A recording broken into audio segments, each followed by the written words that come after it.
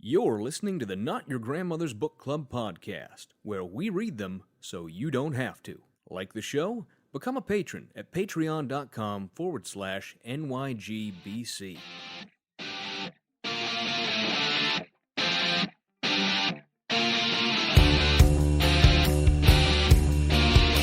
You should write a book, Fry.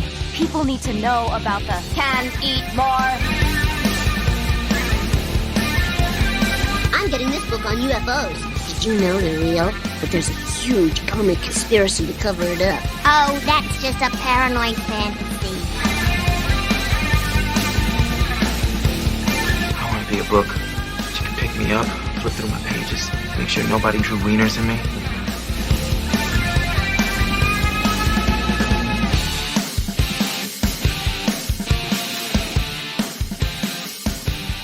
Hello, and welcome to the Not Your Grandmother's Book Club podcast, where we read them so you don't have to. Because when there is no God, time is circular. My name is Kevin, and I'm joined as always by my co-host Benedict, the man with the world record for being told by the most women that he's such a good friend. Benedict, what's your favorite cereal? Favorite or most frequently eaten? Now, let me clarify for you highfalutin motherfucker. That I'm not talking about your favorite grain. I'm talking about what we commonly refer to as breakfast Okay, I was going to say cereal. barley, but you know. Okay. Also, did you know that in England, I found this out recently, in England we call wheat corn sometimes?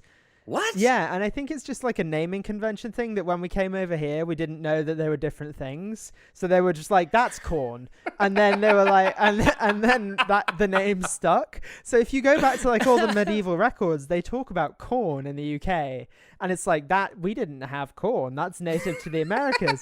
But that's just the thing that we used to say. But I guess the word had to come from English, right? And Yeah, dumb pilgrim motherfuckers being like, look at these fields of corn. That's the same. It's not. Fucking pilgrims of the goddamn Mayflower motherfucker.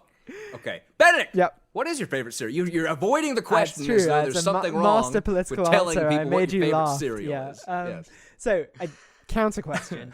Do you mean favorite cereal or do you mean cereal that I eat most days? I understand where you're coming Cereal from. that I like enough many times, to put in my body on a regular basis. As we mentioned many times, you and I are both quite elderly at this point in our lives, at almost 30. I gotta have some fiber, Kevin. I can't. We're modifying the diets for health. Yeah, let's go wild. What's just your favorite? If you had a choice, what are you going for? If I had a choice, if I could just go nuts, and probably my favorite cereal as a kid. Grape nuts.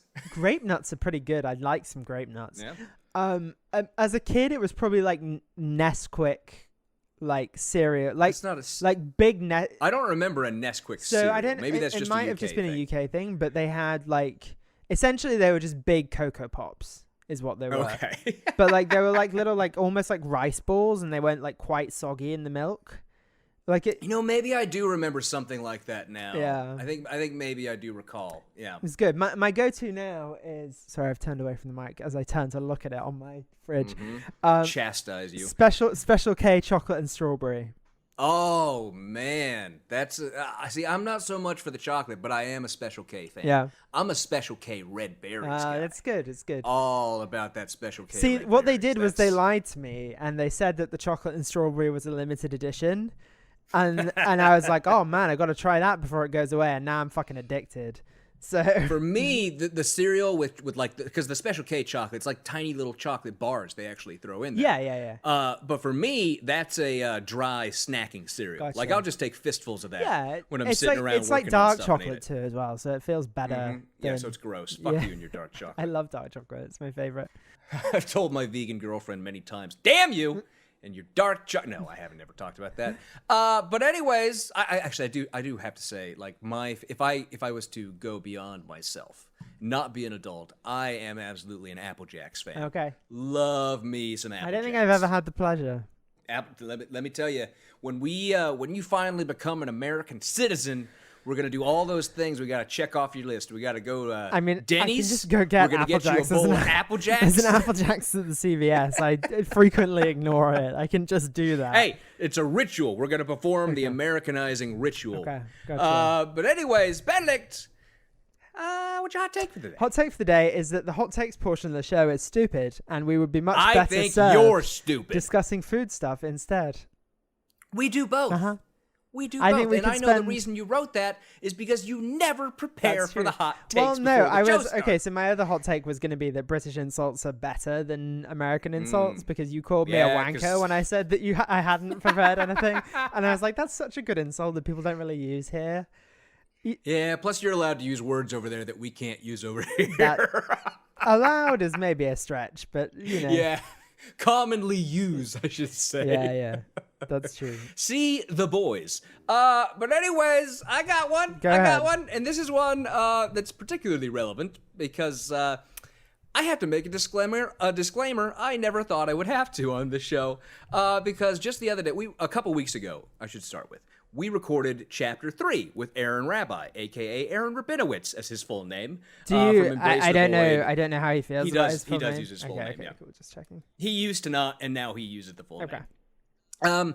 But he's been a longtime friend of the show. We had him on the old podcast a ton of times.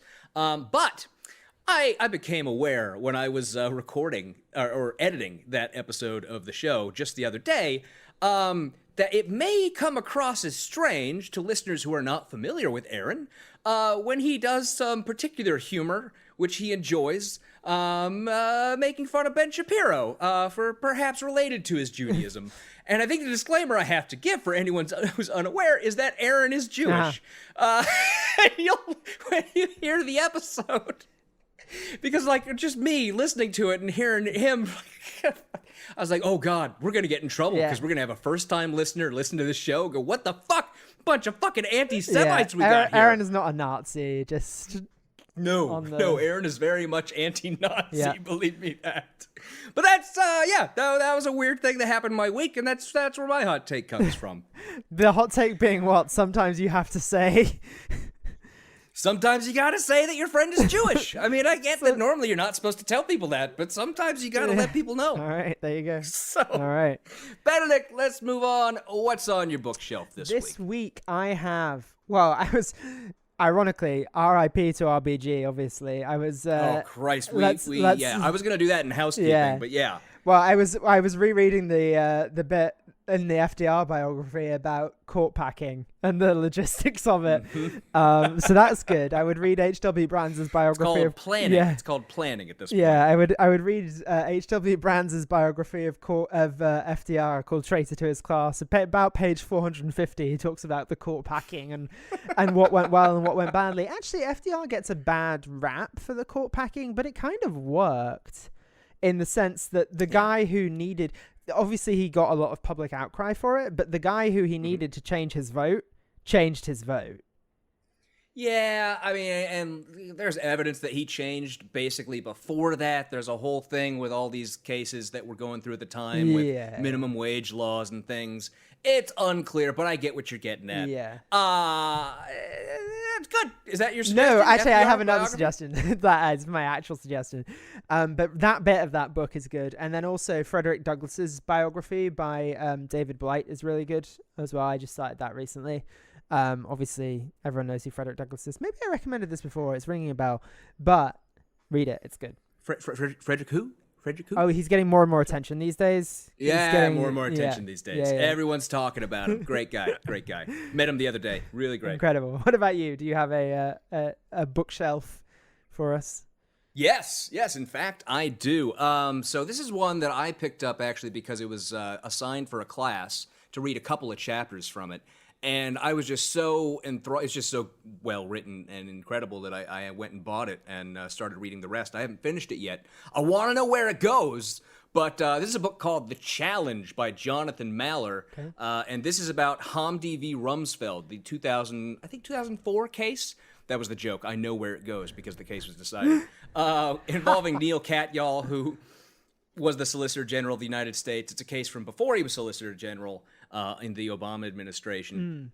Really incredible book about a very important case involving habeas corpus in the United States, and just an outstanding read, just incredibly well written in a way where, you know, a lot of times nonfiction can be dry, but when it's written in a really great narrative format, it can be really entertaining to read. And I was taken away by how entertaining this was to read. Okay, that sounds good.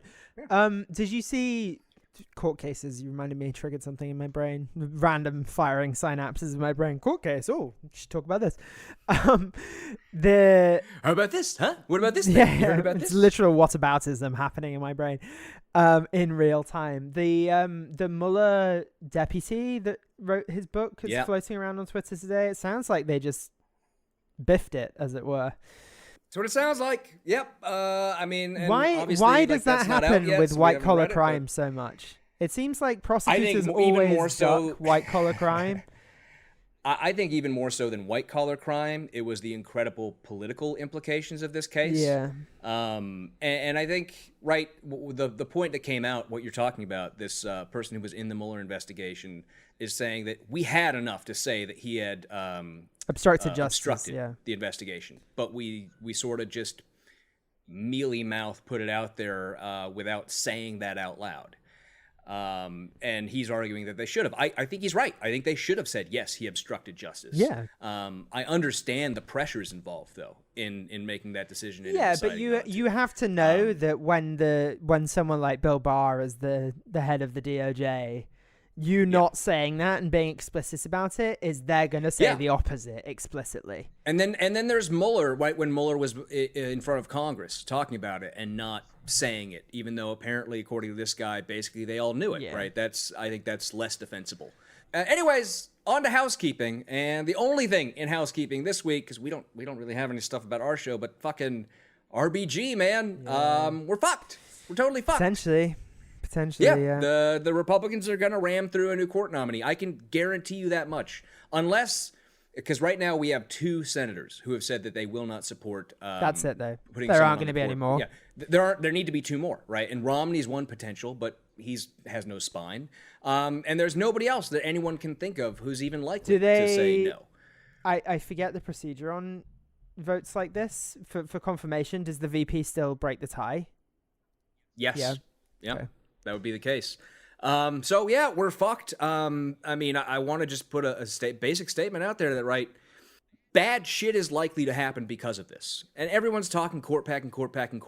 Okay, that depends, A, on Democrats winning the Senate, which is very much up in the air, not 100% sure thing at all. And B, the political will to do it being there. And I think there's a lot of people who are still worried about something like that because of the potential blowback it could cause. So who knows where it's going to go, but this definitely puts a lot of people in risk, right? All sorts of rights are in danger because of, probably going to be Amy Coney Barrett, who they nominate. Whoever they put on the court is going to just fucking eliminate rights because they're fucking assholes. Yeah, and the ACA is probably going to go, right? I think if they get one more conservative justice, the ACA. Well, it's not even that. I mean, the court below. It was already in question. But the court below ruled against the ACA. So even if they don't confirm anyone, they're supposed to hear that case November, I think. So if it's a 4-4 decision, the lower court's decision stands, I think, right? You correct me if I'm wrong. Well, so we would start, you're right. If it's a 4-4 decision, yes, lower court ruling would stand. Same thing if they deny writ of certiorari, which would be accepting the case to the court. That would also cause it to stand. So yeah, we're in a lot of trouble, and like I don't have any words that can make anyone feel better. Yeah. Right. I'm a 3rd-year law student. Everyone I know, this is all we've talked about for the last, couple days since this happened. Yeah. And I mean, you texted me on Friday night because I didn't have the news up. My girlfriend was over. We were getting ready to go to a rooftop barbecue thing. And I just texted back fuck in all caps. I texted back fuck in lowercase. And that's how I opened my text. I have no words of wisdom. I have no advice. Yeah. I have nothing that makes this seem better. The only thing I can say is that it's going to take a lot of effort from a lot of people, including all of us who can give to organizations that are going to fight for the rights of other people. The ACLU is always a great choice, right? Americans United for Separation of Church and State is another. There's all sorts of good organizations that fight on behalf of people who are going to be at risk. because of this. So we got to do what we can do, and we just have to sort of sit back and see where this goes from now. Call your fucking senators. That is one thing. Stupid and minimalist as it might sound, like, I would just like to say, like, you and I are here for people as much as we can be as well. Yeah. Like, even if that's one person and we can make one person feel better or help one person do something, like, that, please do, like, reach out to us with anything we can do to help. We are in quite a privileged position where we've never had our rights taken away by anyone. At least I haven't. Yeah. The Supreme Court has and never voted to take away. You and I are at risk of basically nothing. Exactly. We have to point that out, right? You and I are at risk of losing basically nothing. Yeah. So what the fuck, right? No, someone posted that today. I thought it was like, if the Supreme Court has never had a vote on whether or not to take your rights away, you're privileged, right? Like, that's the definition of privilege. If the Supreme Court is not voting on whether or not your rights count. Well, with all that out of the way, Benedict. Yes. Why don't we return to our book review of The Right Side of History by Ben Shapiro, America's least successful teaching cadaver. God. Benedict, what did we read this week? Well, Kevin, this week we read Chapter 2, From the Mountaintop, in which nothing before Moses counts. Or existed, I think. No, that's right. In Ben's mind. He pays lip service to the existence of other things, including, but I don't think he really understands quite that advanced civilizations that existed before and alongside Jewish civilization. And I think also a lot of this chapter, we're going to get into it. This is right. So this is all about Israel and Judaism. That's the main thrust of the chapter, how it is a foundation of Western civilization. But I think a lot of it relies on, the fact that we have far less information about a lot of those cultures and their religions and their societies, right? And B, him just pretending as though all the things he lays out, which are the same between Judaism and those religions, aren't the fucking same. Well, here's the thing. Like, the thing actually is, it's a PR war, is what it is. Like, things get preserved because, Constantine decided that he would convert to Christianity, and therefore Judaism and Christianity became super relevant across the world. Like, at the same time, we'll get into it, but, like, the cult of Mithras was fucking huge at the time as well. And that could easily have won that, had a different emperor come to power at a different time. It's a propaganda war is all it is. And I'm sorry if people do believe in one of the major religions. That's absolutely your call. I don't care either way. Full disclaimer, you and I are both atheists, so we have no stake in this. I literally no dog in this fight. But I mean, I think he lacks the imagination to imagine a world where his particular religion didn't end up as one of the big ones, right? If we lived in a society where Greek religions had remained and become prominent, right, he'd be writing this book arguing about how fucking Athena's laws are the laws of mankind and the core of Western civilization. The clearly stated laws of mankind. Oh, clearly stated, of course. And that's the other leap we get with this is, like, all he has to offer here is this is obviously true. Like, that's all he said. Like, this fits the way that I think about the world. Therefore, there's no other way to think about the world. It's just it's an extremely boring point of view to me. Like, I don't even want to say narrow-minded because it's less than that. It's just like it's absent-minded. Not even that. It's just, like, so limiting. Right? It's just like you claim to be approaching this great philosophical debate, but you're limiting yourself to such a narrow view of what that constitutes. Anyway, back to the jokes. Benedict, as you mentioned, this chapter is titled From the Mountaintop. Do you have an alternate chapter? I sadly could not think of a better one in the time that I've been thinking about it. I'm not going to sing it. But all my head did, it's called From the Mountaintop, as you said, and all my head will do is... I love all the preamble to this alternate chapter title for you. To the window, to the wall, from the mountaintop, and you know the rest. Oh, I basically had to coerce you into actually using that one. did, I yeah. love it. I have two. You were like, that's so bad, but you have to use it. Yeah, okay. I have two this week. All right. One is in which Benny's second page invalidates the first. and we'll get to so how that on, works. and so on, and so on, yeah. and so on. And the second one is the one where Ben fails to realize all religions are the same.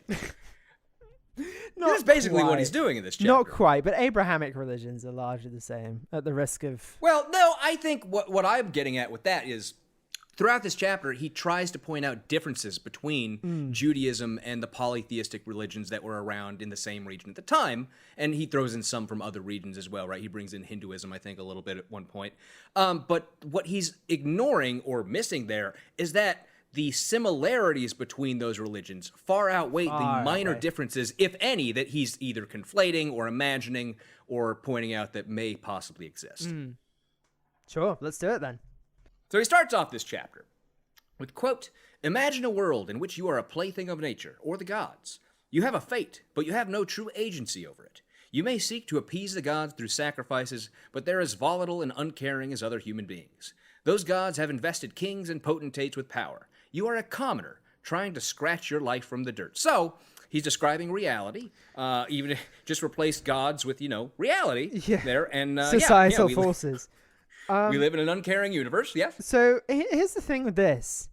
Does he think the God of Judaism doesn't do these things? I know, that's the one. Because you could argue that the Christian God doesn't in the New Testament God, but the Old Testament God is a jealous God. Literally, I mean, by his own words. Pretty sure he says it in there Does, somewhere. Yeah, to have a jealous God. I think, again, we're going to get to it, but I believe that's the first commandment. I am a jealous God, thou shalt have no other gods. That paragraph I just read is his view of the ancient polytheistic world, right? Yeah. Which may be true in some extent to the cultures of Athens or Mesopotamia. Their view of the gods were often they were fighting and scrabbling with each other, didn't really care about the day-to-day lives of humans. But then he says, quote, "Now imagine everything changes. Imagine someone tells you that you are worthwhile. You, a mere commoner, scrabbling in the dirt. You're not a slave. You're a free and powerful human being with inherent value. Okay. You're no longer a cork on the waves of life. You're captain of your own ship." Okay, religion is literally often built on servitude and subjugation. That's what praying is. Right. Right? Like, But I think one of the things I wanted to point out, right, is he's trying to compare that with the kings have all the power. And okay, I've read a good part of the Old Testament. I can't remember a ton of it, but there sure as shit were some kings and religious leaders who were invested with power from God. Famously, King Solomon, King David. Uh-huh. Yeah, famously. The other thing, also, I just can't get my head at the Monty Python thing, where it's like, we're not a monarchy, we're like, because some bird from the lake. We're an anarcho-syndicalist commune, yeah. I just can't, that is all I can think of when I read this bit. But he's saying that this is, this new description, right, that this is the Jewish and Christian God. And he makes a point of saying Jewish and Christian. Not as the he does same throughout this God. book, because he knows his audience. Necessarily. I think in the majority of congregations, they would say it's the same God. Probably. To be fair. You're probably right. But it's also the God of Islam. Pretty sure. True. I don't think they'd bring that one up, though. No. They don't. Also, it's the same God, the Mormon God, presumably? Right? I think the Mormons would say so. Yeah. I think a lot of Christians wouldn't say Yes, so. no, I agree. But you can't just be like, these are the two that we believe. I feel like... Yes. The same God of the Moonies, Sun Young Moon, famously Jesus. Yep. So he tries to lay out now a few things that he says are the big changes that came with Judaism. So he says, first, Judaism claimed that God was unified, that a master plan stood behind everything. Second, I don't know that other religions didn't also think that. And I think also we don't necessarily have the full religious tracts of things that existed contemporaneously because they were lost to the sands of time because they lost the PR war. Mm-hmm. Carry on. I completely agree, and I think that's the point I was trying to get out earlier when I was talking about how we don't have a lot of the ancient writings and things that would be needed to have a full view of what those religions were even like. We talked about it with Aaron next week, but we wouldn't have the writings of Aristotle had the Islamic scholars not preserved them. Like it doesn't necessarily mean that the best ideas made it down through the ideas made it down through history just by virtue of being the best ideas. It literally, like, it's a crapshoot until you get the printing press. It's literally what some monk decided to write down, or like a cleric of some form, because most people couldn't write. Or the one scroll that didn't burn in the fire, in right? the Library Shit of like Alexandria. Yeah, exactly. In the fire. Exactly that. You're quite right. Yes. So he says, second, Judaism stated that human beings were held to particular behavioral standards for moral, not utilitarian reasons. Which, again, same thing, same issue.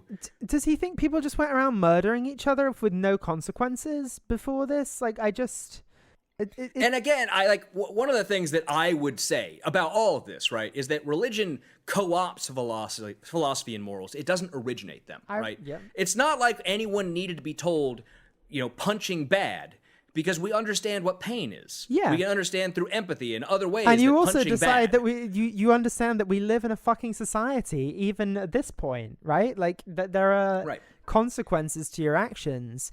So the idea that punching bad develops into a moral system of killing bad and other things bad, right? That something stems from that is not ridiculous at all, right? And so that's where all these societies had basically punching bad written somewhere. Yeah, that's or at least punching people we like bad. Pretty sure that's in the Code of Hammurabi. Punching bad. If you punch, I punch you. Like, that's a simplified form. Third, he says, Judaism claimed that history progressed, that revelation was the beginning, but it was not the end. And that's going to be a big part of his argument throughout here, that basically every other religion, according to him, just saw everything as circular, which is false, and we'll get to it when we get to it. And also where my joke from the intro of the show this week came from. Are you going to keep coming back to it like a circular joke? That would be good if you did. It is. Finally, Judaism claimed that God had endowed men with choice, that men were responsible for their choices, and that our choices mattered. Again, another thing that plainly existed in other areas. In religion, in philosophy, all over the place. It's difficult because we don't have a huge amount of writing. Again, we don't have a huge amount from this time. Like, we just happen to have the Torah and the Talmud. But, like, from the 1500s BC or whatever he decides that he wants to define this period as. 1313 BCE, he very says. Weirdly specific. Biblical belief is when the revelation at Sinai happened. Sure. Whatever. We don't have a huge amount from then beyond, like, myth, right? That was written down much later. So it's very difficult to say, like, but for example, I think we talked about this when Aaron was on, which is next week, but I'm going to talk about it again now. Achilles knew what his fate was going to be. He could either die a hero at Troy, and that's roughly contemporaneous. We think that's around 1000 BCE. He'd either die a hero at Troy or go back and live to old age, but fade into history as a nobody. And he made the choice to die as a hero at Troy in that fable. So, like, he had agency to decide his own fate in the same way that Ben says is unique to Judaism. I just don't think that's true. Absolutely. And I think it also goes back to right. He says that there's no moral underpinning for behavioral standards in those ancient religions. And I would say, again, the Achilles story is an example of that, right? Where plainly it's putting forward an idea of morality, and that glory is a high moral ideal. It's something to strive to. There's a moral purpose behind it. If you are from that school of philosophy, yes, I'm not sure glory is my moral purpose, but I understand where that might come from. So he says that, though, in today's world, such contentions that he's been talking about are deeply controversial. Could I just quickly say that he's like, oh, Christianity did this and focused more heavily on grace and then successfully spread the fundamental principles of Judaism. Okay, cool. As amended by Christianity. Okay, so we're just not going to dwell on any of the differences. To billions of human beings across the planet. How did we do that? How did... At the end of a sword, my friend, at the end of a sword. Yes, full of grace, I believe, is how that was done. Don't read Things Fall Apart or any of those books. That's But he claims that Western leaders use phrases like Western values to remind people of moral purpose and that there's something special about the West. And then in literally the next sentence, the next paragraph, he says, but those same leaders all too often attack the roots of those values. They portray religious believers as fools or bigots, mock them as anti-rational and backward, suggest that true enlightenment rests on the destruction of Judeo-Christian heritage. And it's like, okay, who the fuck are you talking about that's constantly pinging off on Western values and suggesting we should destroy Judeo-Christian heritage? Yeah, it's nonsense. Of course he doesn't give us any examples of people who would do a thing it's like nonsense. that. And I mean, if you, I'm sure if you pressed him, it would be, oh, AOC's a communist or whatever it is. But it's just like, and again, I think that there's no useful explanation of how a divine plan can be as cruel as the world is, right? Like, you know, what kind of plan has given the world to be as it currently is? I mean, it's a fairly horrible world out there, Kevin. I don't know if you've noticed. It's a mad world, as a matter of fact. But so he goes on, and there's a little shout out I wanted to give in here too, where he throws in one sentence, and this spoke to me so much because I know exactly what he's throwing it in there for, where he says, quote, they've argued that we are nothing more than victims of the systems into which we are born. We are inescapably earthbound. And that's his way of trying to tie, fucking criticism of privilege and shit like that into this whole Western civilization notion he's building here. Yeah. So we get to the next subsection, the first subsection of this chapter, rather, which is titled God's Ordered Universe. And he starts off here, he starts talking to us about how there was polytheism before Judaism came along. Well, that's good that he admits and he actually makes a good argument by saying, quote, talking about the vast majority of religions, why they were polytheistic. He says, quote, that's not because polytheists were fools. It's actually because polytheism is sophisticated and natural in many ways, which is a sort of a mistaken acknowledgement that polytheism is actually more rational than monotheism. I think it's kind of funny that he accidentally does that.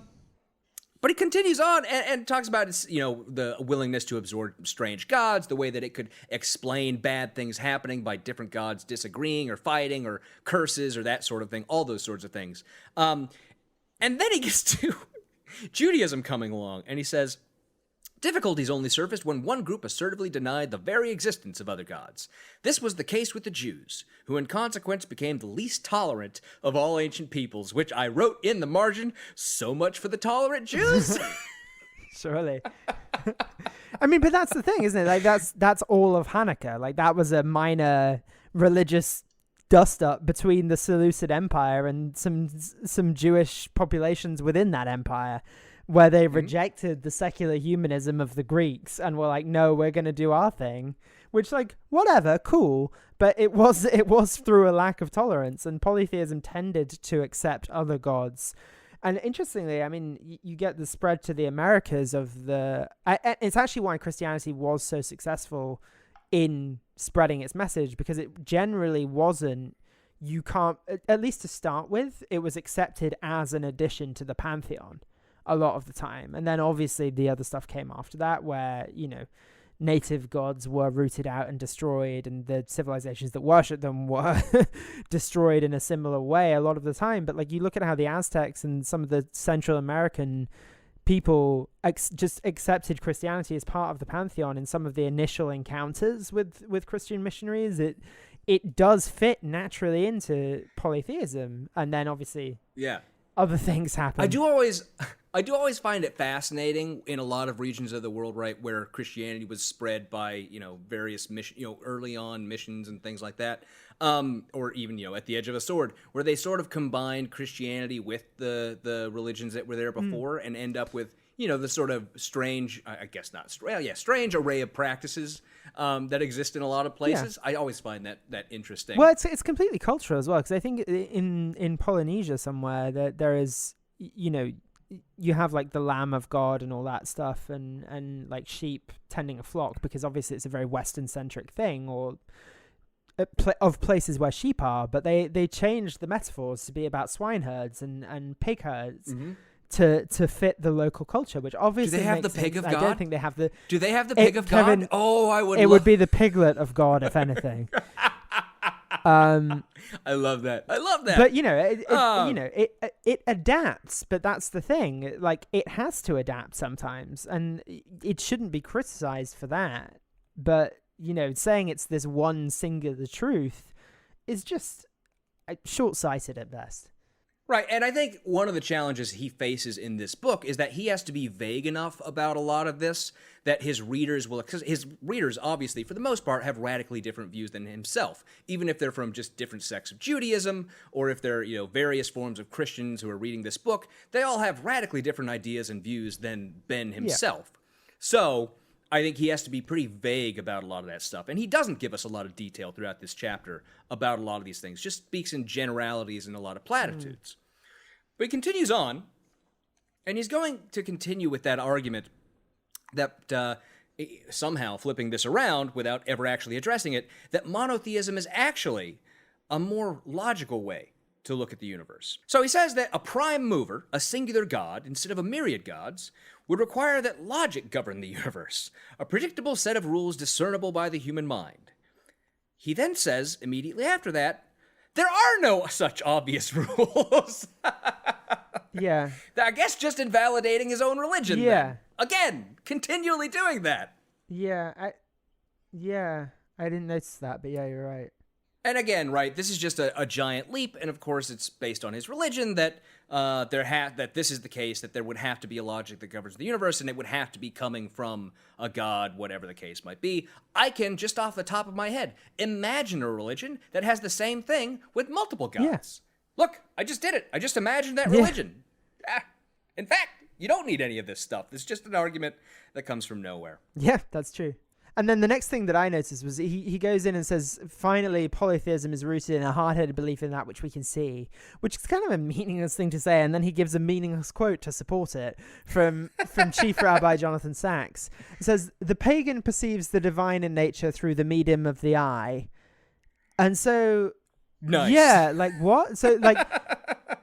people see things and are like, oh, God did that. Well, that's literally like that is what most religions, like if I'm walking with some of my friends and they're like, oh, this is divine, that's not unique to polytheism. And also it's meaningless. People see the divine in everything.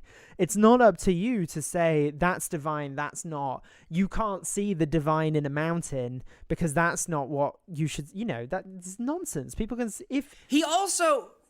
I get what you're saying, but also I wanted to point out that it's the same thing where he's ignoring the fact that the similarities between polytheistic religions of the time and Judaism, wherein I'm sure there were plenty of religions who said, well, we can't know everything. We can't know all the divine. The gods are unknowable, blah, blah, blah, all this kind of stuff, right? They didn't claim to know everything about all of the gods, all these various stories or whatever. Yeah.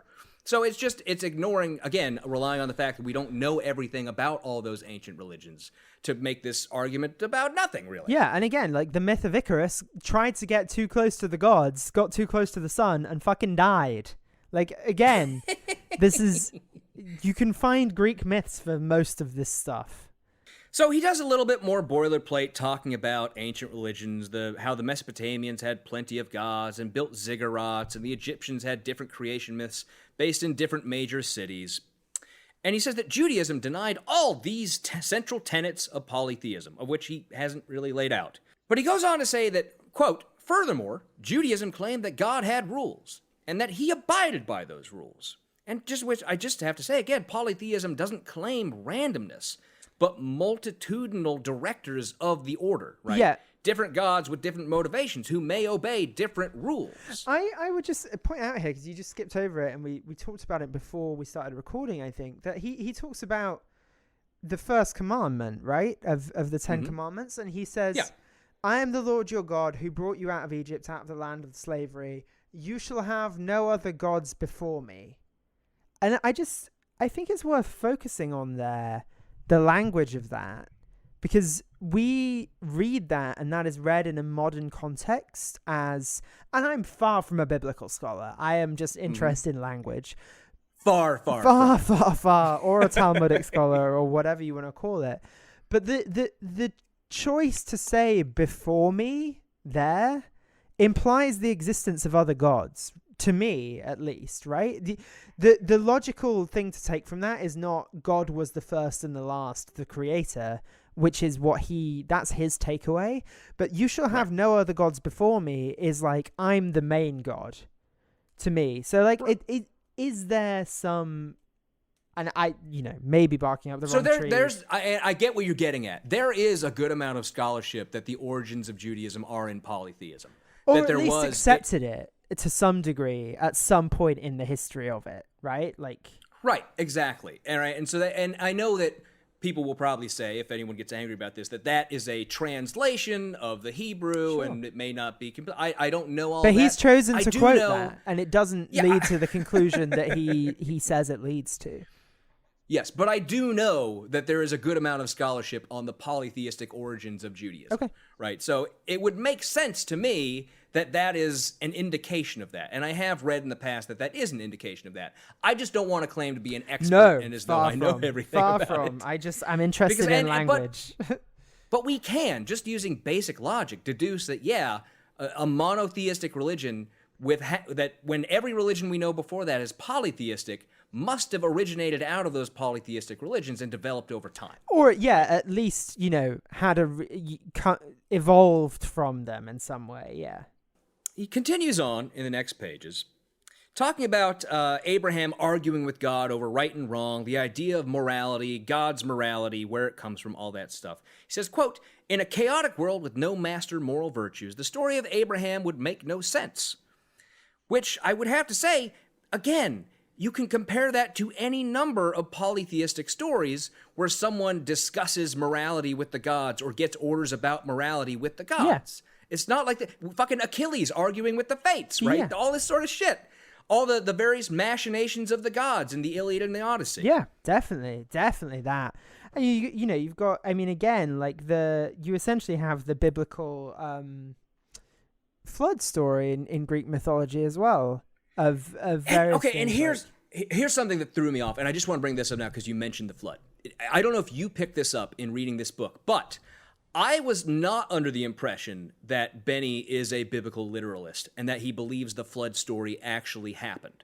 But he gives indications in this chapter that he does believe that the flood story is real and actually happened. I don't know. He wrote poorly enough that it made it seem as though he does. Yeah, I don't know. I don't know his beliefs on this. It wouldn't surprise me. So the only other thing on these 2 pages we're looking at right now that I picked up is where he wrote, quote, "The notion of a moral universe is a Judaic creation." To which I have to say, Ben, you haven't read your next chapter where you talk about the Greeks and their idea of a moral universe. Yeah.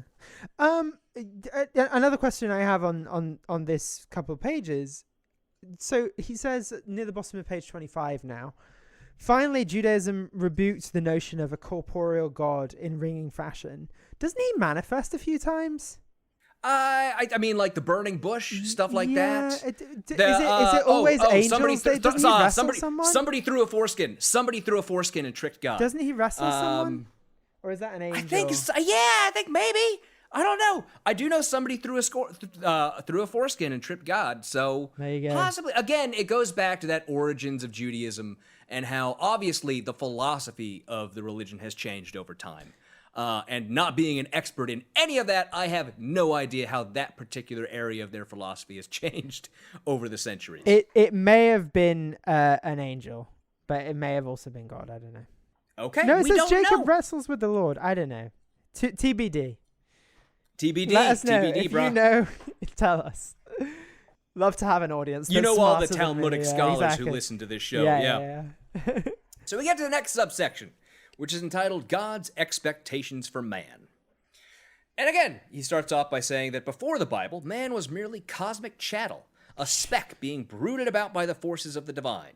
The gods expected little of man beyond simple bribery. There was no linkage between what we would deem moral behavior and divine expectation. Well, if you ignore that moral behavior was living in accordance with what the gods wanted, which is the same as Judaism, it's I would argue on a broad level. Exactly, surely. And he then says that the gods were arbitrary. Like, okay, but like if you're not Jewish, then so is your God. Like what's the no pork thing? What's the no shellfish thing? Like there's no reason for that other than like saying they're unclean, obviously, which is sure, you believe that, maybe your God teaches that, that's fine, but like that doesn't make it not arbitrary just because you happen to believe that that's the truth as revealed by God. That is an arbitrary thing. Yeah, and I mean, I would go beyond that a little bit to say he does say that they expected bribery, which I gotta say, like, what he's referring to there, and he talks about this a little bit later in the chapter, is like ritual sacrifices.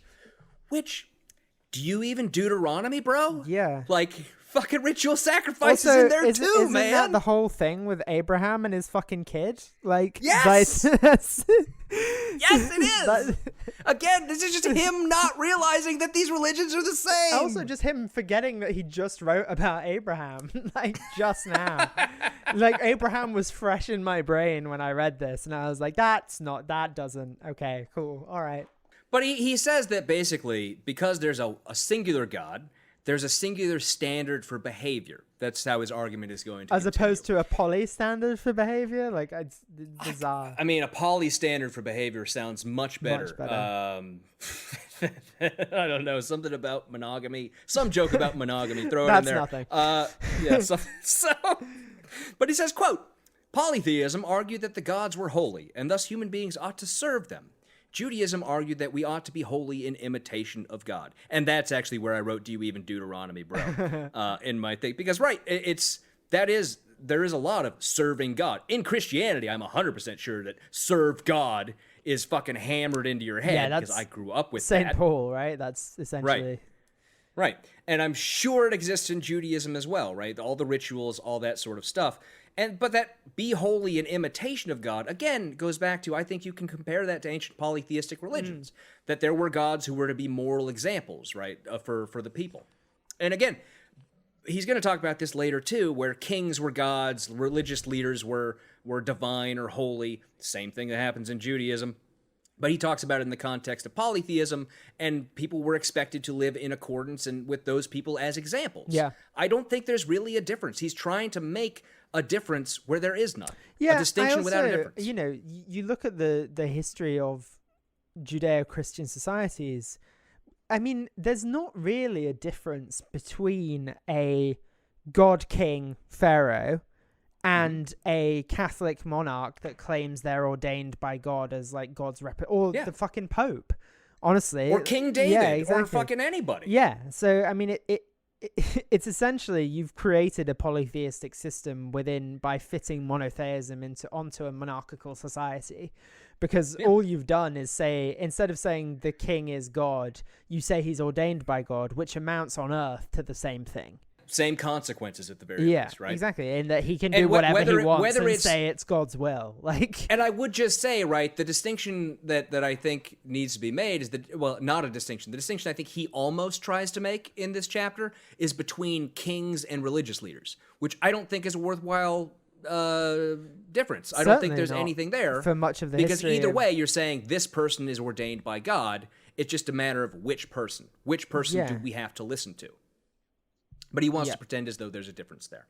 So we get to the next subsection, which is entitled God, the Force Behind Progress. And this is where we get his time is circular without God thing, which I find so hilarious. So he says, quote, "History in many cultures has no beginning and no end. Greek thought saw the universe as permanent and moving in circular fashion. History would recur, grow, and decay. There could be no vision of a progress in human history, an inexorable movement toward a better time or a messianic era." I would argue to the contrary. I mean, you read Plato, man? Like the laws depicting humanity's progress from the state of nature. It's in the next chapter. I know he has. The Statesman also has an account of progress of mankind. What he's doing is picking out one concept. And again, this is just his reductionism of always picking the one thing that's best to his argument and pretending as though the entirety of that culture is dominated by that one thought, which I can understand, given that there is no diversity of thought among right-wing circles these days, and Benny is a pretty huge part of that. So I can completely understand how he's fallen into that trap. Yeah. Yeah, and I mean, I have a couple things here, just in the sense of like beyond even what you were saying is like he talks about the circularity. That's a much more interesting and satisfying explanation for the world, to my mind, of like things are circular, therefore like you will live forever, but in different forms, like the Buddhist way of looking at things. Of you know, it's much more interesting than the hey, we're going to judge you for the 60 years you spend on Earth, and that will be your eternal judgment, and you will have to live with that forever, rather than... You know what it is? I think Ben got really into the 2012 Mayan apocalypse and saw that calendar they have that was a big circle. It's a cool calendar. They all think it's a circle! Yeah, it's a cool calendar. But then, you know, I always get hung up on the Greek stuff, because this is literally my... jam. You gonna bust out some Xenophanes? Yeah, maybe Xenophon. Yeah, not Xenomorph. The gods did not reveal to men all things in the beginning, but men through their own search find in the course of time that which is better. Yes, direct quote. Indeed. But no, when he gets onto the Iliad and he says like in horror, the gods routinely intervene to save their favorites and even take sides in the war based on their own interests, as if the Jewish God doesn't do that in all the wars that the Jews fight. In the Bible, yeah, it's bizarre. And then he dismisses it as like, oh well, the Trojan War didn't matter. Like what? The Trojan War manifestly did matter in the sense that it cemented Greek superiority in the region when there was a rival civilization rising up in Turkey that could have displaced Greek civilization. Absolutely did matter. If your argument in this book is that 300 years later, Greek civilization was crucial to the sprouting of Western civilization. If they had lost the Trojan War, you think that might have had a bit of a course on history? If the Trojans had then attacked the Greeks as revenge for defeating them at the siege of Troy? Even taking the Iliad as just a purely a work of fiction, it probably wasn't. Yeah, I know you're right. Probably a real place, probably a real war. Definitely probably a real blah, blah, place. Blah. Maybe but imagine, details fuzzy. Look at it as just fiction. How can you say the Trojan War didn't take on historic importance? Yeah. Just looking at how that's important that fucking story is. The fact that it is in your shitty book shows how important that is. Like, you keep having to bring up the Trojan War because it was so important to Greek thought. But he argues that the Bible has a different view. God exists outside of time. And again, he ignores all the things you brought up about how God is routinely, both in Judaism and definitely in Christianity. 100% in Christianity, they believe that God is constantly intervening. And it goes back to something, and we'll take a little bit of a detour here. Because we didn't really talk about this with Aaron, but Aaron, and he has long ago convinced me that free will is an illusion. But he's basically a believer in moral luck, right? Which is the general idea that you're a creature of circumstances, right? You had no control behind anything that happened to you. Those inform your future decision-making. Free will is an illusion. You're just created by circumstance. Even in Benny's idea of Judaism or Christianity or whatever is the case, he believes his God is all-knowing and all-powerful and created everything, right? Therefore, that God knew everything that would ever happen at the moment of creation. Yeah. And everything that will ever happen is part of that God's master plan. Yeah. That includes everything you ever think, everything you ever say, everything you ever do. Yeah. Because otherwise, if God didn't know any of that, he wouldn't be the divine creation that Ben thinks him to be. Therefore, there is no free will because everything is according to his plan. Yeah. Yeah, I mean, this is you can fall down this trap with Newtonian determinism as well, I think, and that you can do this with science as well, equally well. But yeah, I mean, there is a version of God where that's not true, and it's a reactive God. But that's not the God that Ben believes in. But that would be a God that is not all knowing. Yeah, and certainly not. That's not a God that is against the theory that you're a cork floating down the river, right? Exactly. Which is what Ben insists that the God of his Judaism is. Yeah. But he does, and this is the passage we get to where I think that Ben is a biblical literalist and believes the flood story actually happened, where he says, quote, "When God intervenes in the world, it is to better the lot of mankind or to teach lessons. God inserts himself in history by preserving Noah and his family. He restrains himself from stopping history ever again by destroying his creatures." He said history, inserts himself in history, not in the story. So by my reading of that, Ben thinks the flood story is a real thing that actually happened, where the entire world was wiped out by a giant flood. Possibly. I don't know another way to read that unless Ben somewhere in this chapter that I missed said it's a bunch of stories meant to teach lessons. Yeah, which I didn't read. No, but I don't really understand what he means by he restrains himself from stopping history ever again by destroying his creatures. Let me explain this to you in the way that the child's Bible I had when I was about 8 years old did. God made a rainbow as his symbol of the promise to never do it again. Okay. That's my recollection Okay. of what that means. Yes. Cool. Is that but where the dinosaurs went too? Just out of interest, is that? Oh, we could spend so much, and you know what? We really should someday do like a young Earth creationist book. Okay. Because even if we have listeners who are religious, no young Earth creationists would listen to this show. They are hardcore right wingers. And that would be so much fun. And I have spent much of my life following that nonsense and reading about it. And yes, they believe that the flood wiped out the dinosaurs. Cool. 5,000 years ago. Awesome. Oh, wait, no. Is it that the Earth is 5,000 years? I don't remember the timeline exactly. The Earth is, I believe, but, 5,000 years old. They believe that humans lived with dinosaurs and rode. I mean, come on. There's a fucking Ark Park in Tennessee or wherever. It's a big old ark. They're doing well with it. They're doing very poorly with it, which is very entertaining to me. But he says, quote, "The story of history is the story of God's romance with his chosen nation," which is another point where you brought this up a little bit earlier, right? Where he's trying to make a difference between the paganist polytheistic gods and the monotheistic God of Judaism, claiming that, right, those gods were all fickle and prone to whatever they wanted. And this, I think, is an example of how, again, the Judeo-Christian God is the same as those polytheistic gods. He had a chosen nation. Yeah. The implication of that is he didn't give a fuck about the other ones. Yeah. Well, I mean, or cared about them less. Yeah, it's also it's less that he had a chosen nation and more that they had a chosen God, as is always with these things. You know, you know how it goes. Like the Greek gods didn't care about the Spanish Celtiberians, right? Because neither of them knew the other existed. Yes, I am fully aware of that group of peoples that you referenced because I also have a degree in that stuff.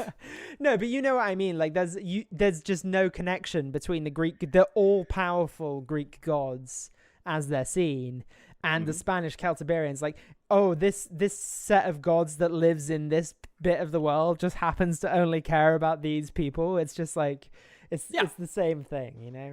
It is slightly ridiculous, right? Why did they never go over to China? Yeah. Why did Abraham or Jesus never make it over to China or Japan or India or any of those kind of places? Well, Thomas did. St. Thomas allegedly, or doubting Thomas, made it over, didn't he? To India at least, I reckon. Allegedly. Yeah. Allegedly. I don't think that's true, though. Go ahead. So he continues on this subsection. There's really very little left there, right? The story of humanity is a story of romance between God and a strange nation. And by the way, none of that is outside the realm of Greek or Norse myth. Exactly, right? The gods were angry with all those polytheistic cultures if they didn't follow their god. Yeah. And that's why bad things happen. Yeah, right? Literally a lot of the time. No difference. But he brings up this one long block quote here as sort of, I think, the only real evidence he puts in this of this whole idea that history can only progress because there's a God. And he quotes what he calls historian Paul Johnson, which I have to note, not a historian. He's a popular historian. Basically the same as fucking... Okay. You're offended because you're a writer who likes to do historical fiction. No, he is not a historical fiction writer. He's someone who writes those books that my dad gets about how America's, founding fathers were this, that, and the other. These are not people who study history seriously. There's nothing wrong with popular history. Like, I think Mike Duncan, who does the Revolutions podcast, you would be categorized as a popular historian. You can still be thorough and well-researched as a popular historian. I agree. But let me read you from this selection to show that I don't think this guy is thorough and well-researched, where he says, quote, "No people," and this is from Paul Johnson, as quoted by Ben Shapiro, No people has ever insisted more firmly than the Jews that history has a purpose and humanity a destiny. At a very early stage in their collective existence, they believed that they had detected a divine scheme for the human race, of which their own society was to be a pilot. They worked out their role in immense detail. They clung to it with heroic persistence in the face of savage suffering. The Jewish vision became the prototype for many similar grand designs for humanity, both divine and man-made. The Jews therefore stand right at the center of the perennial attempt to give human life the dignity of purpose. Pretending that only Judaism gives a dignity of purpose, and again, ignoring the existence of all other religions, including ones that are much older than Judaism, like Hinduism and Buddhism, that give people purpose, is ridiculous and ahistorical. Yeah. Is Buddhism older? I thought that was younger. I'm sure I don't know. Okay. I guess I've always assumed Buddhism is older, just because we sort of associate Buddhism with China, which is pretty fucking old. I think it was India, but I'm actually not sure. Siddhartha was, I think, Indian. You're right. Yes. 4th century CE, or BCE. So not older. But there are, but of course, similar. it combines older practices of the region, right? Hinduism, obviously older. Yep. And there are a variety of religions from that region that are much older than Christianity or Judaism or any of those. But we get to the next subsection. He just ends with that block quote for the no next analysis. subsection. That's it. Nope. So we get the next subsection, which is titled "The Most Important Verse in Human History." Oh, and opens with a wild sentence that just there is no evidence for. Polytheism left little room for the individual to make his way in the world. What? Yeah. Well, he then says, this wasn't true for rulers who were ranked among the gods themselves. Sure. It's not like, great rulers in Judaism were given special status.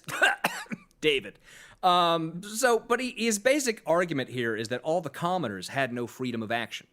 They all had to listen to what the pharaoh or the king or whatever the case may be. As opposed to the told them case to do. is now and historically in Western civilization.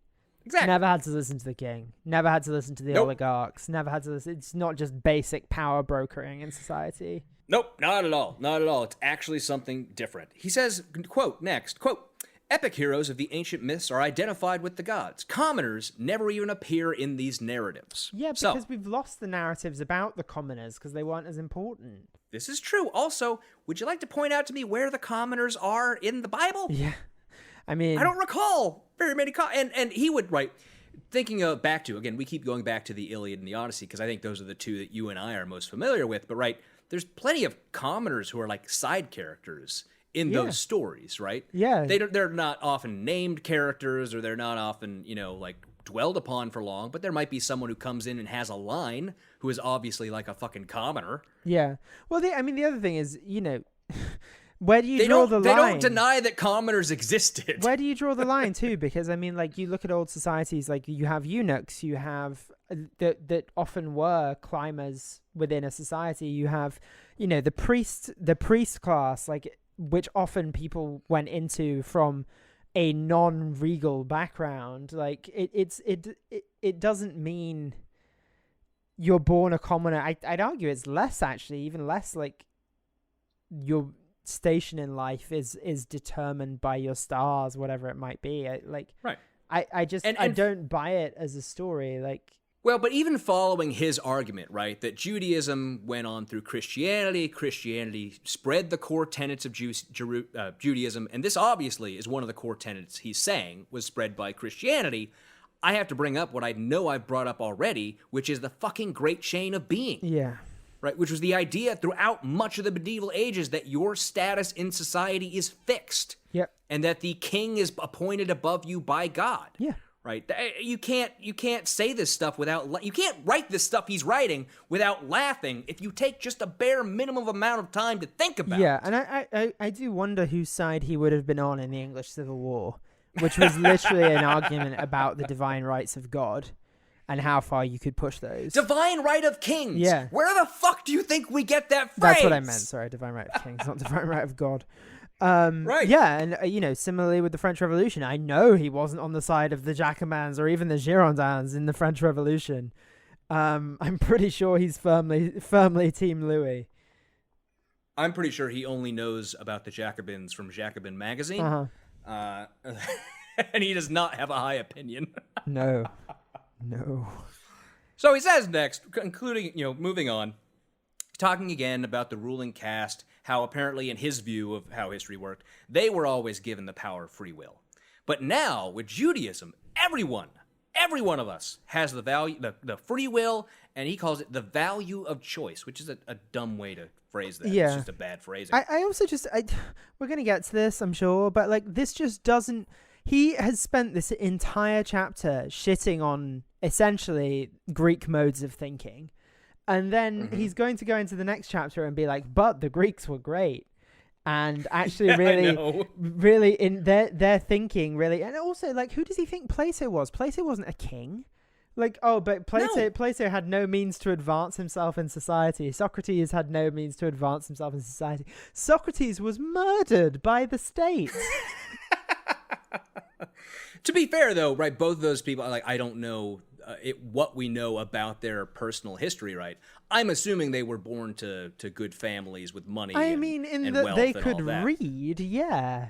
Yeah. Also, I'm pretty sure the literacy in ancient Athens was much higher than it would have been in medieval Christendom. Possible, very much possible. But we should mention, right, that the phrase he's calling the most important verse in human history is Genesis 1:27. Quote, God created man in his image. In the image of God he created him. Male and female he created them. That does not say any of the things that Ben is trying to extrapolate from it. And I'm well aware that religious authorities have extrapolated the message that he's putting in here from that. But there's no reason to. There really isn't. It's really another example of trying to co-opt philosophy and morality into religion rather than originating it. Mm-hmm. Yeah, no, I think you hit the nail on the head there. It is often about that co-opting rather than the actual. It's retrofitting a lot of the time. You can't just, if you're someone who knows nothing about Judaism, about philosophy, about any religions, but you have, for some reason, you know how to read. And you read that phrase, you don't end up with any of what Ben is saying comes from that phrase. Yeah. There just isn't. You have to include the entire history of these religions and how they interacted with one another and how they came up with these ideas, right? But he's just pretending that comes straight from that phrase. Yeah. Again, there's not much left in this chapter. This subsection. It's a very short subsection. And he talks about Cain killing Abel and God telling Cain not to, but Cain doing it anyway, I suppose. And then in Deuteronomy, he gives this section from Deuteronomy. And this is his argument of why we have free will. And this is one of those areas where he sees it set forth, where it says, quote, See, I set before you today life and prosperity, death and destruction. For I command you today to love the Lord your God, to walk in obedience to him, and to keep his commands, decrees, and laws. Now choose life, so that you and your children may live. That's not a free will statement, that's a threat. Yeah. I hadn't read it that way, but that's That's how I read it, man. So we get to the next subsection, which is entitled What Jerusalem Tells Us and What It Doesn't. And I mean, he's going to keep doing this. He does this for most of the chapters that we've read so far, where at the end he gets to what it tells us and what it doesn't. He did it with Athens. He did it with whatever we talked about last chapter that I'm blanking on. But he goes back to that fourfold idea he has for what we must have for happiness: individual purpose, individual capacity, communal purpose, and communal capacity. Mm-hmm. And he asks, what does Judaism have to say about those? Individual purpose, simple. He just says, God says to follow his standards for behavior. Again, same as basically all religions, that there's standards for behavior. Mm-hmm. And then in individual capacity, he says that the Bible speaks clearly as well, that we are free agents with the capacity to choose sin or holiness, and that we have the obligation to do so. And this is skipping down a little bit to this quote. Quote, in terms of science, the notion of a predictable, discoverable God is vital.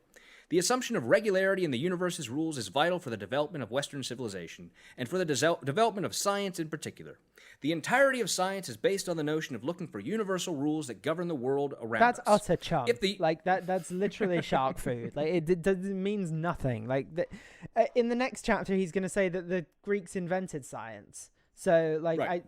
it's hardly godly. And the other thing is, Well, like, but he- humans look for patterns. That is what we've evolved to do. Like, the Egyptians built the pyramids without believing in the Judeo-Christian God. Like, it's... And that requires science, as does a lot of the Mayan civilization and Aztec civilizations, architectural products. Like, just because they didn't have, like, the fucking wheel, they still had science. Like, they built... You see those temples? That requires some level of engineering and understanding. You ever seen a ziggurat, bro? Yeah. You ever seen one? Exactly. But no, I brought that up exactly because of what you just said, because we've already recorded we focused so much on that Greek chapter because we already recorded it, Yeah. which I think was good, because now we can look at the stuff he said before and know how ridiculous it is looking at what he's going to say to come. But he says the reason he got to that passage was he was saying that the Bible makes it clear that our job is to use our minds to discover God. So that's where he gets to that. And again, you are right. He does say in the next chapter that it was the Greeks who created science. You're also correct that he's wrong about that. Yeah, I debated that. So you'll see in the next chapter it's debatable. In our modern conception, yeah, we do often give a lot of credit to the Greeks for creating science, and they deserve a lot of the credit. But that's not to say that there wasn't any method of investigation or discovery or experimentation before that. It just wasn't written about a lot, or we don't have a lot of those writings left still. Or that we'd be relatively nowhere without the, again, Islamic influence and the invention of the number 0. Like, And again, I would point out that other cultures that had zero contact with Judaism or the Greeks also developed science. similar things at the same famously, time China or was earlier. pretty advanced at the time. Exactly. And that's the thing where I get to, where his whole notion that this is the undergirding of Western civilization. In the next chapter, right, when he talks about science, he talks about how it's the Greeks that gave us science. Well, there are many different types of science, and they develop spontaneously in different areas at different times. And this just drives me so fucking nuts that he never bothers to address that. And I guess I should have expected that going into this book. Maybe he gets to it. We know that he talks about China when he brings up communism later. Yeah. Apparently that's the when first China time he started brings to up China. exist. Yep. But I'm slightly frustrated because I think, and maybe this is just me, I expected more out of Ben. Given his reputation, I think I expected a little bit more. Yeah, I think that's certainly not unfair. This is such a step up from Donald Trump Jr. that I'm just like happy to be here. You are 100% right. And at least I get to talk about Greek myths sometimes and etc. That's true. So talking about communal purpose, one of the other elements of his happiness equation, he basically doesn't have a lot to say, right? People are to be communities. You know, the Jewish people are blessed by God. That's the community, apparently. Yeah. So That's that, it. Again, No questions. doesn't fit into Ben's conception of Western civilization. Western civilization it isn't blessed. It's Judaism that's blessed in his conception of Western civilization. It just doesn't make sense to try and fit it all in. Yeah.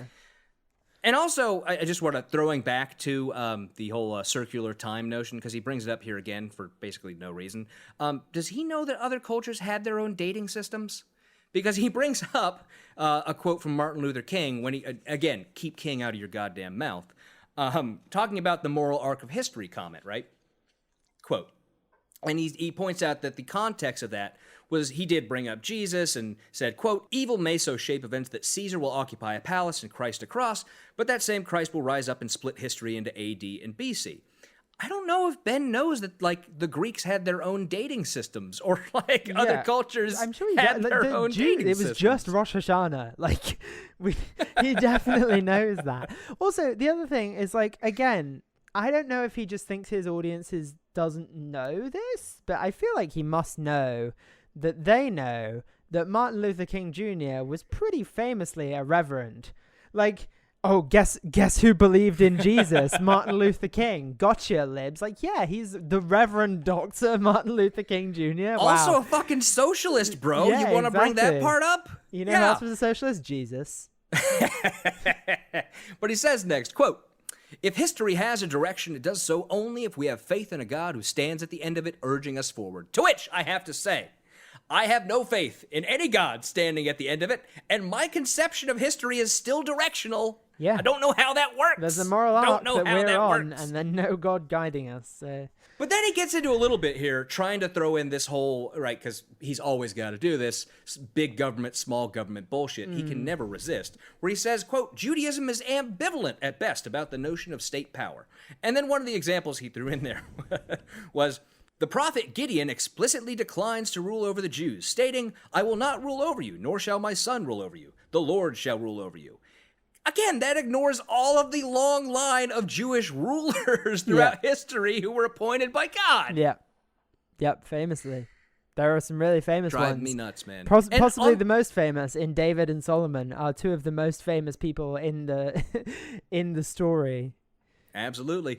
But the last thing in this chapter that interested me is on this last page of the chapter, he uses the word the Bible, or the last 2 pages. I think this is the first time he uses the words Bible instead of Torah or Talmud. Right, Talmud I know is not part of the Bible, but right, Bible still refers to the Jewish Bible. But I think he's deliberately throwing in Bible here at the end to claw back a lot of his Christian listeners who were getting a little bit angry about all that Judaism talk. Yeah, I think maybe not, because I'm looking in the index, and there's several references to the Bible before this page. Okay, maybe I'm wrong. So it may just I be think it that just he's hit me using at them the end. interchangeably. Yeah. Maybe I didn't notice it till the end. That's possible. But I'm always noticing when Ben, because a lot of this, right? What we do is try and notice what they're doing and why they're doing it. Yeah. And we know that Ben is pandering to a heavily Christian audience, right? Yeah. We know that that's who he knows his book is going to sell to. So I keep an eye out for that kind of stuff. I'm now in the index, and fascism is only mentioned once, which is interesting. Is it where it says fascism good? No, I don't think so. Okay. It's page 190, so I think that's the anti-communist and anti-fascist bit. Actually, shouldn't call Ben an anti-fascist. That's he wouldn't like that. I hope he gets into the Dinesh D'Souza arguments we've come to know and love. Uh-huh. But I will read, as I always do, the final paragraph of the chapter, which is, quote, but the biblical tradition does not stress the ability of people to reason a priori. Revelation stands above reason. And revelation alone is not enough. The soul with which God endowed man seeks the divine through reason, the uniquely human quality that lifts human beings above animals and places us at the foot of God's throne. To seek a higher moral purpose, human beings would have to cultivate their reason. For that, they turned to Athens. Dum, dum, dum. Wonderful, wonderful to be done with chapter 2 of this book. Benedict, any thoughts to close it out? No, I think I'm good, to be honest.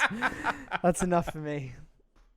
I enjoyed that chapter a lot. I really did, because it's such a brazen example of Ben not understanding the similar, or pretending not to understand the similarities between all the things he's trying to claim Judaism isn't, namely a religion, right? And right, religion has had a pretty common purpose throughout all of human history, which is to provide a means for controlling people, giving them or inculcating the values that the society wants them to have. Very nice use of Ben's inculcation. Very good. Yes, baby. Anyways, that's it. That's it for this week's episode of whatever we call this show these days. Not Your Grandmother's Book Club. Not Your Grandmother's Book Club podcast. It's been a long record. It's very late today. Yep.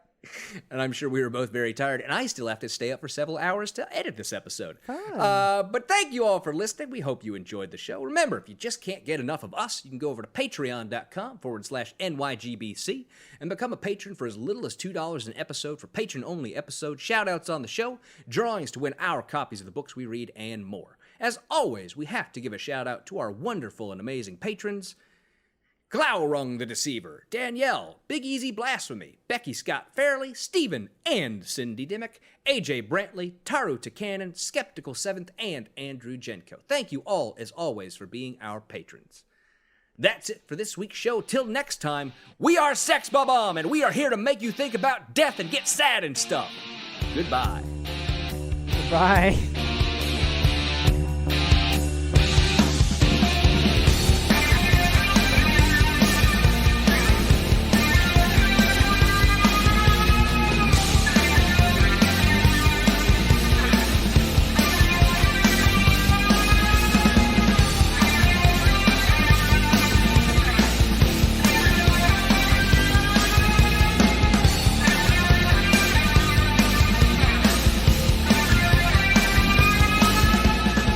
Not Your Grandmother's Book Club podcast is a production of Kevin and Benedict Productions. Copyright 2020, all rights reserved. Music for this podcast is by Silverman Sound Studios. Find out more at silvermansound.com.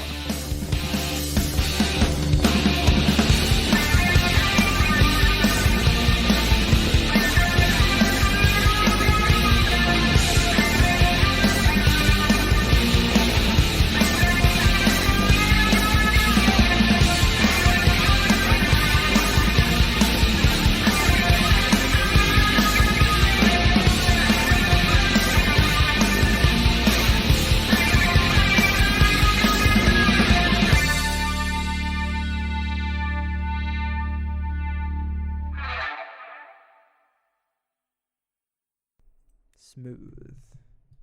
Like jazz. Cool like the other side of the pillow. This Oh, podcast brought to you yeah. by My Pillow. Not actually. We are not God, associated. You know what? I'd take that guy's fucking money, though. I don't I think just he would give donated it to all to fucking good causes that he would completely disagree Yeah. with.